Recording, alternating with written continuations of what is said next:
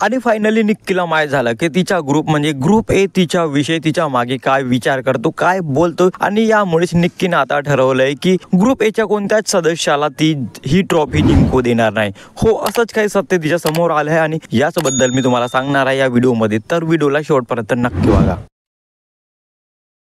Hello, welcome back to my channel Marathi Bigg Boss update. आणि आपल्याला माहिती आहे टीम ए आता तुटायला लागली आहे, कारण टीम ए मध्ये प्रत्येकाचा जो ओपिनियन आहे तो वेगळा आहे आणि ज्यामध्ये अरबाज आणि निक्की मध्ये पण आता तुटातूट पाहायला मिळत आहे। आणि निक्की आणि वैभव मध्ये तर खूप वेळा भांडण पाहायला मिळालं, खूप वेळा या दोघांमध्ये आर्ग्युमेंट पण पाहायला मिळाली आणि वैभव हा पण बोलला होता की आता मी निक्कीला सपोर्ट करणार नाही। आणि भाऊच्या धक्क्यावर निक्की समोर असा एकच सत्य समोर आलंय, ज्याला पाहून निक्कीने आता डिसाइड केलंय तिची जी टीम आहे म्हणजे टीम ए, त्या टीम एच्या कोणत्याच कंटेस्टंटला ती जिंकू देणार नाही, म्हणजे टीम एच्या कोणत्याच कंटेस्टंटला ती ट्रॉफी जिंकू देणार नाही। असंच काय घडलं भाऊच्या धक्क्यावर, जेव्हा रितेश देशमुखने निक्की तंबोलीला सेपरेट रूम मध्ये बोलावून तिला घरचे लोक काय बोलतात ती पूर्ण क्लिप दाखवली आणि घरच्या लोकांमध्ये फक्त तिच्या ग्रुपचे म्हणजे टीम ए चे जे कंटेस्टंट आहेत तेच तिच्या विषयी खूप वाईट बोलत होते। निक्की तंबोली अशी आहे, निक्की तंबोली तशी आहे म्हणून। आणि जसं आपल्याला माहिती आहे वैभव तर बोलत असतो, अरबाज पण आता बोलायला लागला आहे आणि घनश्याम पण कधी कधी बोलत असतो, इरिना तर खूप कमी बोलते, पण बाकीचे तिचे